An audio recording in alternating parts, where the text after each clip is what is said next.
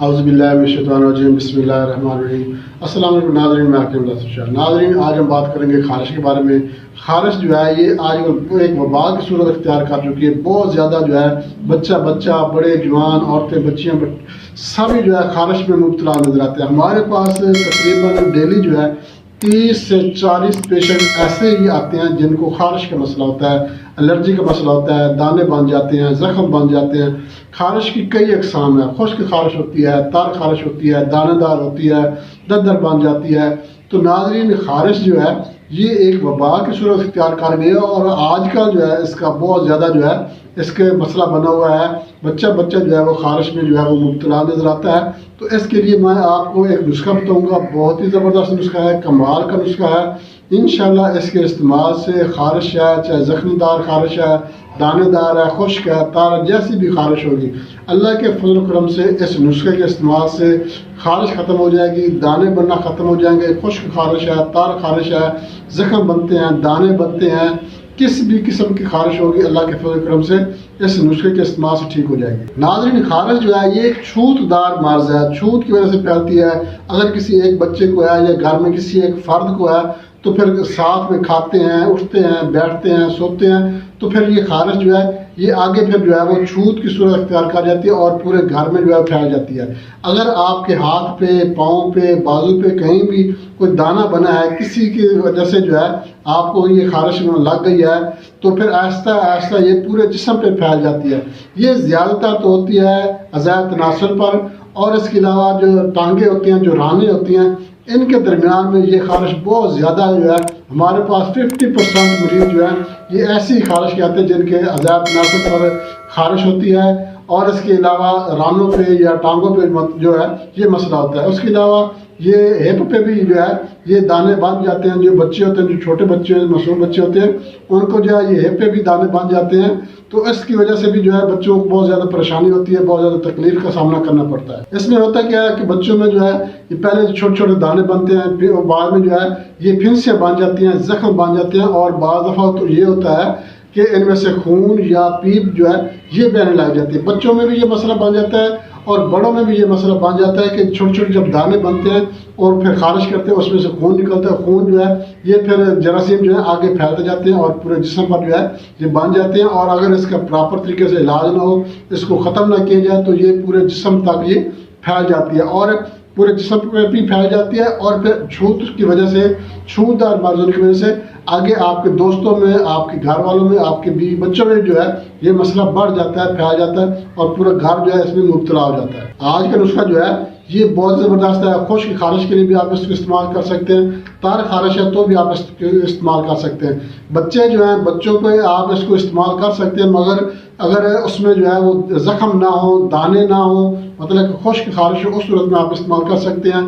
آپ کو بچوں کو بھی استعمال کرائیں، بچوں کو بھی جو ہے اس کی مالش میں آپ کو بتاؤں گا، مالش اپنے بچوں کو بھی کرنی ہے، اور بڑے جو ہیں اس کو بھی یہ لازمی استعمال کریں۔ انشاءاللہ اللہ کے فضل و کرم سے یہ خارش کا مسئلہ ختم ہو جائے گا۔ اب میں آپ کو اس کی تھوڑی سی وجوہات بتا دیتا ہوں کہ خارش کیوں ہوتی ہے۔ خارش ہوتی ہے ایک تو بے احتیاطی کی وجہ سے، مطلب کہ گندے کپڑے استعمال کرنا، گندے واش روم استعمال کرنا، صفائی ستھرائی کا خاص خیال نہ رکھنا، اس کے علاوہ تیز مرچ مسالے والی چیزیں زیادہ استعمال کرنا، چٹپٹی چیزیں زیادہ استعمال کرنا، گرم اشیاء کا زیادہ استعمال کرنا۔ اس کے علاوہ اگر مطلب آپ سوشل ڈسٹینس نہیں رکھتے ہیں، بے احتیاطی کرتے ہیں، مطلب ایک آپ کا دوست ہے یا آپ کے گھر میں کسی بچے کو یا کسی کو آپ مطلب خارش کا مسئلہ ہے، آپ اس کے ساتھ اٹھتے بیٹھتے ہیں، کھاتے پیتے ہیں، تو اس کی وجہ سے بھی آپ کو یہ خارش کا مسئلہ بن سکتا ہے، یہ الرجی آپ کو بھی یہ ہو سکتی ہے۔ اس کے علاوہ کھانے پینے میں احتیاط نہ کرنا، مطلب گندے ہاتھوں سے کھا لینا، مسواک نہ کرنا، برش نہ کرنا، مطلب کہ صفائی ستھرائی کا خاص خیال رکھنا۔ جب بھی آپ نے کھانا کھانا ہے، ہاتھ اچھی طرح صابن سے دھو کر جو ہے اس کے بعد آپ نے کھانا کھانا ہے۔ اس کے علاوہ مطلب کہ گندے کپڑے استعمال کرنا، آب و ہوا جو ہے، آب و ہوا کی وجہ سے بھی یہ مسئلہ بن جاتا ہے۔ اگر آپ کو کسی چیز کی الرجی ہے، مطلب کہ دھوئیں کی الرجی ہے یا سپرے کی الرجی ہے، خوشبو کی الرجی ہے، کسی وجہ سے بھی اگر آپ کو الرجی کا مسئلہ بنتا ہے تو اس وجہ سے بھی یہ مسئلہ بن جاتا ہے. تو اس کی کئی وجوہات ہو سکتی ہیں. زیادہ تر تو اس کا یہ دیکھا جاتا ہے کہ صفائی ستھرائی کا خیال نہیں رکھا جاتا، اور اس کے علاوہ جو ہے مطلب کہ سوشل ڈسٹینس جو ہے اس کا خیال نہیں رکھا جاتا. دوستوں کے ساتھ اٹھتے بیٹھتے ہیں، گھر میں اٹھتے بیٹھتے ہیں، اور کسی کو اگر خارش کا مسئلہ ہو تو پھر کسی کی خارش چھوتدار ہونے کی وجہ سے آپ کو لگ سکتی ہے، اور آپ کے گھر میں جو ہے یہ مسئلہ جو ہے یہ گمبھیر ہو سکتا ہے، بڑھ سکتا ہے، بچوں کو ہو سکتا ہے، بڑوں کو ہو سکتا ہے. تو اس کے لیے آپ کو تھوڑی سی احتیاط بھی کرنی چاہیے، کھانے پینے میں تھوڑی احتیاط کرنی چاہیے، صفائی ستھرائی کا خاص خیال رکھنا چاہیے. تو ناظرین بہت زبردست نسخہ ہے، میں آپ کو نسخے کی طرف لے کے چلتا ہوں، مگر اس سے پہلے میں آپ سے ایک چھوٹی سی ریکویسٹ کروں گا، ہمارا چینل لائک شیئر ضرور کر دیں، اور ہمارا جو نیا دوست ہے اس سے ریکویسٹ کروں گا ہمارے چینل کو سبسکرائب لازمی کر دیں، اور ساتھ میں بیل آئکن کے آل نوٹیفیکیشن پہ کلک کریں گے تو ہر ویڈیو بر وقت آپ کے نوٹیفیکیشن میں آپ کو مل جایا کرے گی. تو ناظرین نسخے کی طرف چلتے ہیں، نسخے کے اجزاء نوٹ کر لیں. تو ناظرین آپ نے کرنا کیا ہے، کافور ٹکی آپ نے لے لینی ہے.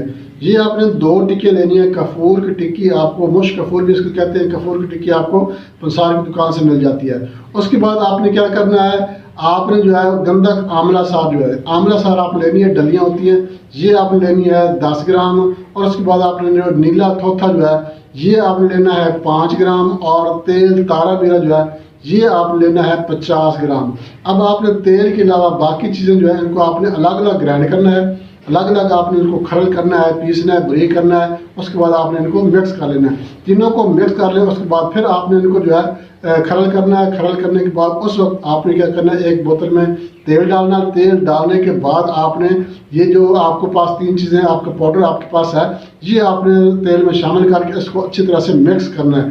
جب اچھی طرح سے مکس کریں گے یہ تیل کی صورت اختیار کر لے گی، یہ ایک بہترین مالش جو ہے یہ آپ کو دستیاب ہو جائے گی. اب آپ نے جو ہے اس کو استعمال کیسے کرنا ہے، جس جگہ پہ آپ کو خارش ہے، دانے بنتے ہیں یا الرجی ہے، خشک خارش ہے، تار خارش ہے، آپ نے اس تیل کی مالش کرنی ہے. بچوں کے لیے آپ جو ہے تیل تارے میرے کی جگہ پہ آپ سرسوں کا تیل استعمال کر سکتے ہیں. اگر آپ نے بچوں کو استعمال کرانی ہے تو اس کے لیے آپ سرسوں کا تیل استعمال کریں گے. اگر بڑے ہیں، نوجوان ہیں، بزرگ ہیں، ان کے لیے آپ تارا میرا کا تیل لازمی استعمال کریں. بچوں کے لیے سرسوں کا تیل اور بڑوں کے لیے آپ تارا میرا تیل استعمال کریں. اس کی مالش کریں، یہ ایک مالش بہترین مالش ہے. اس کے لیے اس کے علاوہ جو ہے کھانے کے لیے بھی نسخہ آلریڈی ہمارے چینل پر موجود ہے. اگر آپ کھانے کے لیے نسخہ دیکھنا چاہتے ہیں کہ اگر آپ مالش نہیں کر سکتے، آپ چاہتے ہیں کہ آپ مطلب دوائی کھائیں، استعمال کریں، تو آپ کو خارش کا مسئلہ ختم ہو جائے گا، خون کی خرابی ختم ہو جائے گی، خون کی حدت جو ہے یہ کام ہو جائے گی. اس کے لیے بھی ویڈیو آلریڈی ہمارے چینل پر موجود ہیں، آپ ہمارے چینل وزٹ کریں. اس میں آپ کو ایک کھانے کے لیے بھی نسخہ مل جائے گا جس کو آپ سفوف بنا کر یا آپ مطلب شربت بنا کر استعمال کر سکتے ہیں، خون صفا کے لیے، الرجی کے لیے، خارش کے لیے. مالش جو ہے یہ میں نے آپ کو مالش بتائی ہے، مالش آپ لازمی استعمال کریں. اس سے جو ہے کیا ہوگا، ایک تو یہ اینٹی سیپٹک ہوتی ہیں، دوسری بات یہ ہے کہ اس سے جو ہے جلد میں اگر خرابی ہے، جلد میں کوئی مسئلہ بن گیا ہے تو اس کی وجہ سے بھی جو ہے یہ زخم جو ہے ٹھیک ہو جاتے ہیں، الرجی خارش کا مسئلہ ختم ہو جاتا ہے. ناظرین یہ لازمی تیل بنا کر استعمال کریں، انشاءاللہ تار خارش ہے، خشک خارش ہے، یہ ٹھیک ہو جائے گی. بہت زبردست نسخہ ہے، بنا کر استعمال کریں، انشاءاللہ آپ کو 100% اس کا رزلٹ ملے گا. اس کے ساتھ جہاں چاہتے ہیں اگلی ویڈیو تک کے لیے اللہ حافظ.